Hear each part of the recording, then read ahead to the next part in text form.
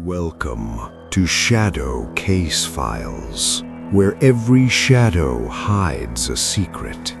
And tonight, what watches you may already be inside your room. The night was unusually quiet. Emma sat alone in her small apartment, the only light coming from the soft glow of her laptop screen.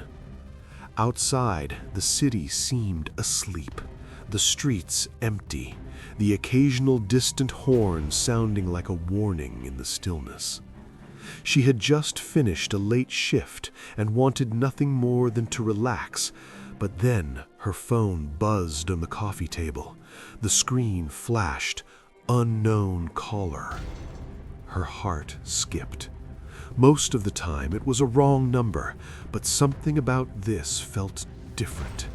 Something cold. Against her better judgment, she answered.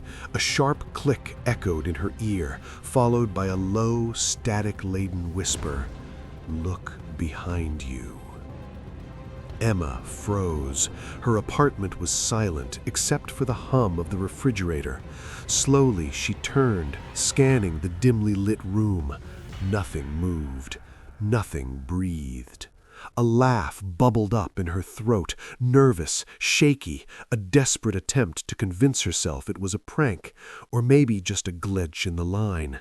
But the feeling of being watched didn't fade. It grew heavier, pressing against her chest, making it hard to breathe. The call ended as suddenly as it had begun, leaving only the buzzing silence of the empty apartment. Emma tried to shake it off, telling herself it was her imagination, yet her instincts screamed otherwise. Then the phone rang again, the same unknown caller. This time the voice was closer, harsher, almost inside the room. "I see you."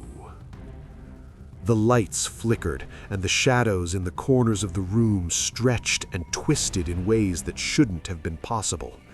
Emma's stomach dropped. She could feel it even before seeing it. Something was there.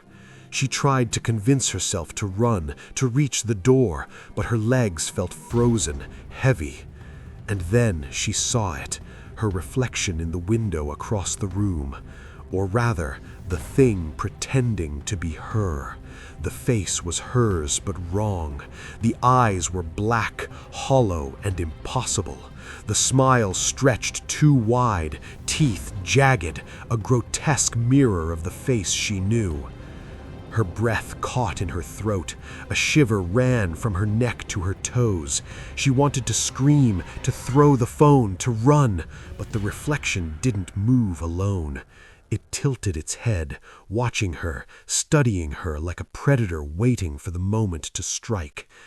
And then, just as quickly, it was gone. But the whisper lingered, chilling her blood.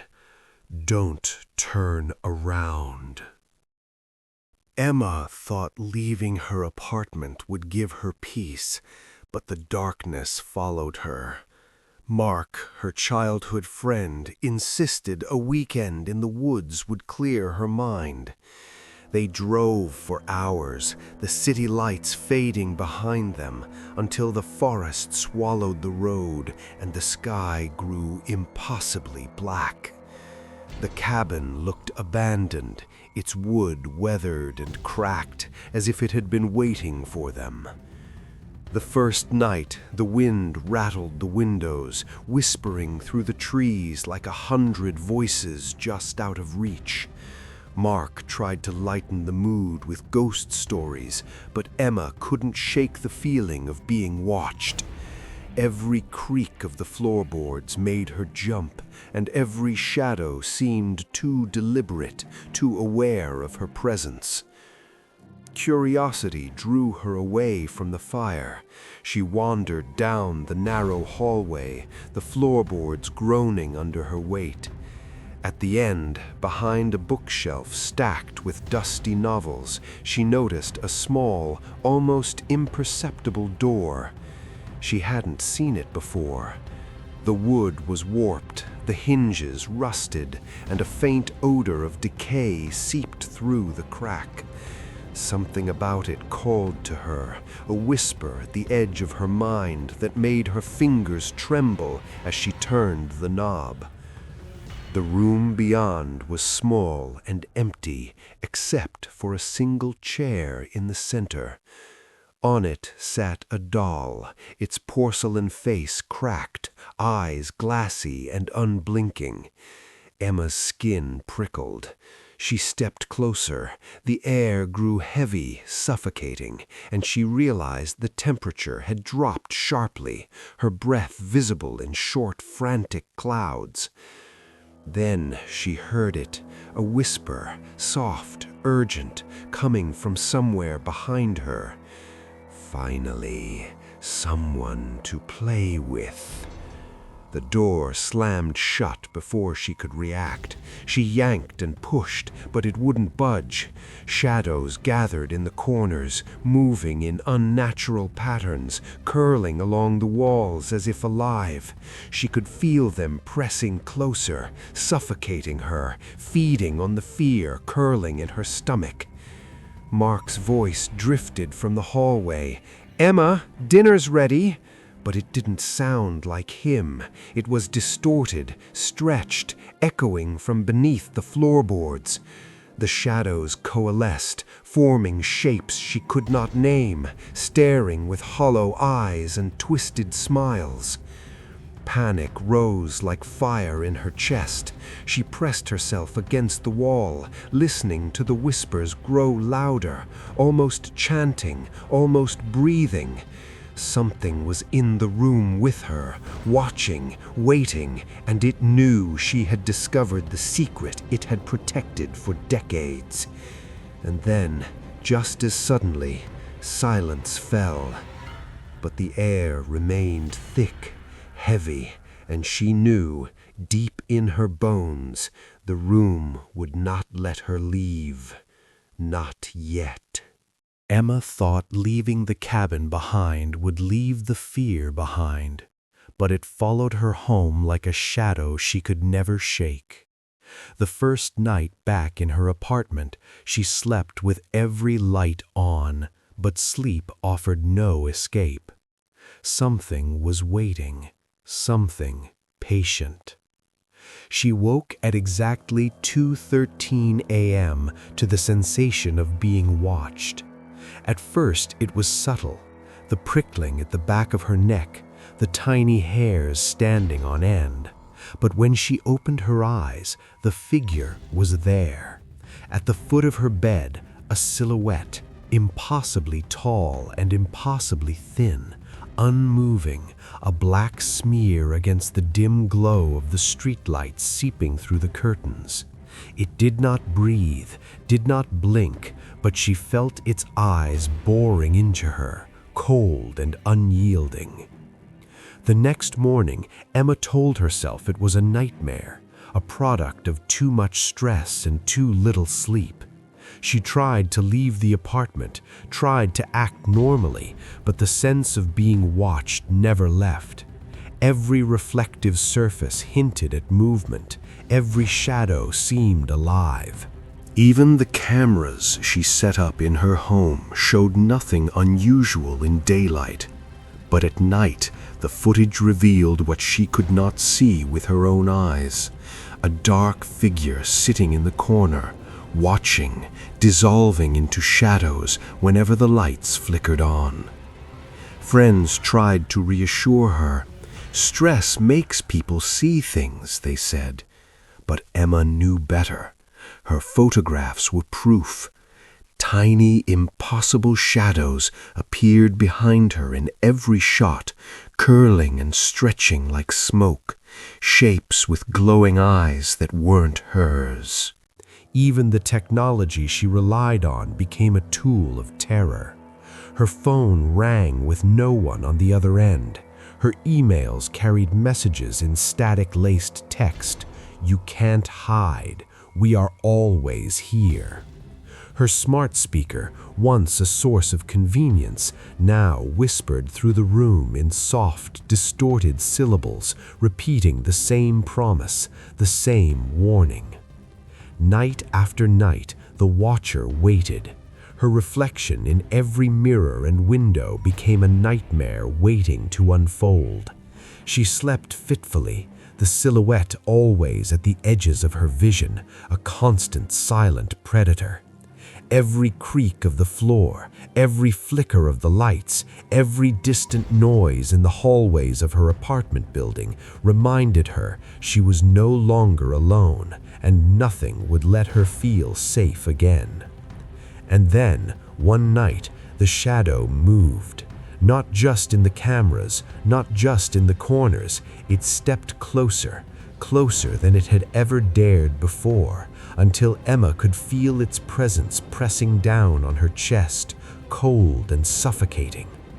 She couldn't breathe, she couldn't run, and she knew, with a clarity that froze her blood, that the watcher was only beginning. Emma awoke to a sudden chill. The room was darker than usual, the air thick and heavy, as though it carried the weight of something unseen. Her breath came in short, panicked bursts, forming tiny clouds in the cold. Every sound seemed magnified, the creak of the floorboards, the hum of the heater, the faint whistle of wind outside. But the worst part was the mirrors. They were everywhere, reflecting the room, but not as it was. She approached the bathroom mirror, hoping to catch her reflection and reassure herself it was all in her mind. But the glass rippled like water. Her reflection was wrong. It didn't mimic her movements. It tilted its head slowly, eyes black, watching, waiting. Behind it, shadows twisted and stretched, crawling along walls that should have been empty. A whisper slithered through the apartment, soft and urgent. "Step through. Join us." Emma stumbled back, heart hammering, but her curiosity and terror pushed her closer. She touched the mirror. The glass was no longer solid. It pulsed under her fingers, soft and almost alive. A hand shot through the surface, pale and clawed, grabbing her wrist with unnatural strength. She yanked back, stumbling to the floor, her pulse racing so fast it drowned out all other sound. She ran through the apartment, desperate to escape the mirrored walls, but every mirror she passed showed something different. Some reflected the empty apartment, others revealed the tall, thin figure closer, stepping forward with deliberate patience. In one, her reflection screamed silently, eyes wide with terror, mouth moving without sound. In another, the figure lurked just behind her, grinning as if mocking her fear. Emma tried to smash the bathroom mirror with a chair, but the shards didn't shatter. They rippled, stretching, twisting, forming a dark, writhing surface that seemed to hunger.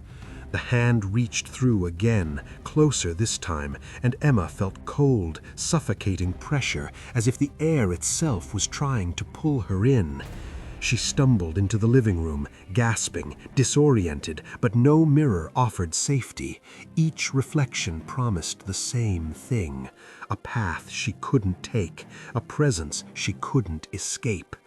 And then, from the largest mirror in the hallway, the figure emerged, fully formed, solid, stepping out of a world she had never known existed, staring at her with a patient, cruel intelligence that promised only one thing.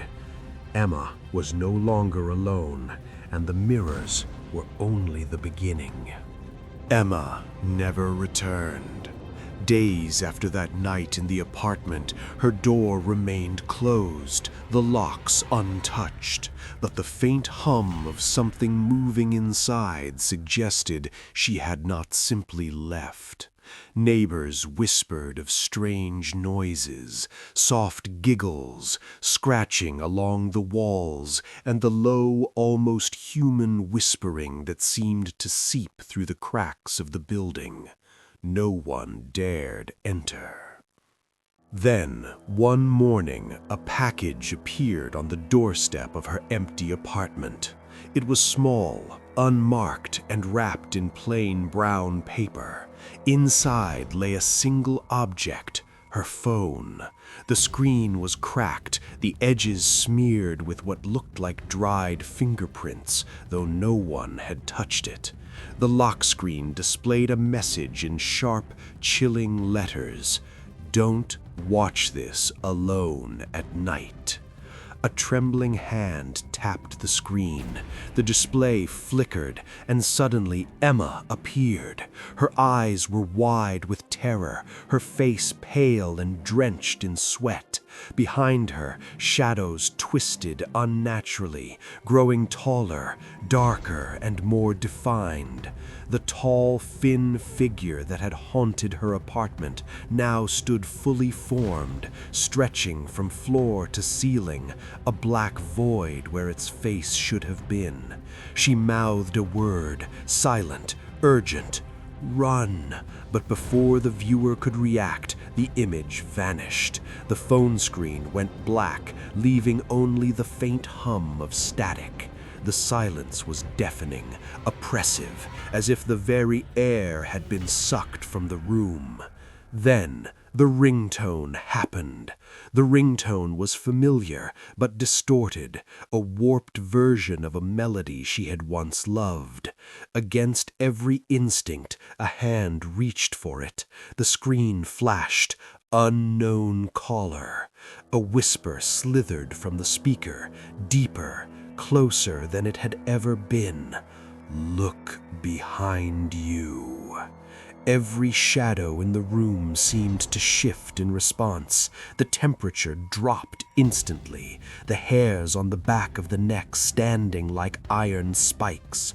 The walls themselves seemed to breathe, inhaling and exhaling in time with the whispers. Something unseen was waiting, something patient, something that had crossed the boundary between reflection and reality to claim its prey.